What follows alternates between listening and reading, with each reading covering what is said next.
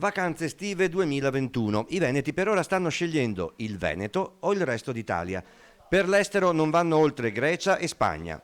Il tutto è condizionato da come procederanno le vaccinazioni da noi e all'estero. L'elemento che fa da riferimento è quello che lo stato vaccinale che insiste in ogni paese. Questa è la discriminante che accelererà la scelta verso i luoghi delle vacanze, condizionata anche dalla scarsità di voli disponibili. E in Veneto quanti arrivi ci saranno? Ci sarà un grande movimento più degli ospiti italiani verso la regione Veneto. Gli ospiti stranieri cominceranno a muoversi in maniera un po' più cospicua invece a partire da settembre-ottobre per le motivazioni che raccontavo prima. E cioè sempre l'andamento delle vaccinazioni in Italia e fuori.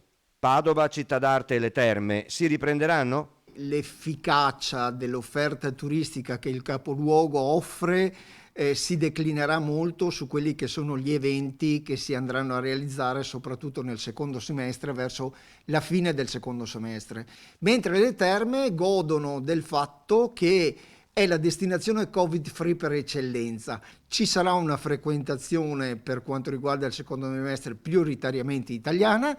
Sono fiducioso che questo sarà uno degli elementi che valorizzerà di più Padova e la provincia e le terme in primis. Tutte le strutture ricettive e non si sono attrezzate per poter offrire in sicurezza il massimo dell'ospitalità. Con realismo, per la prossima estate le agenzie di viaggio del Veneto contano di registrare lo stesso numero di prenotazioni del 2020 con qualche punto percentuale in più.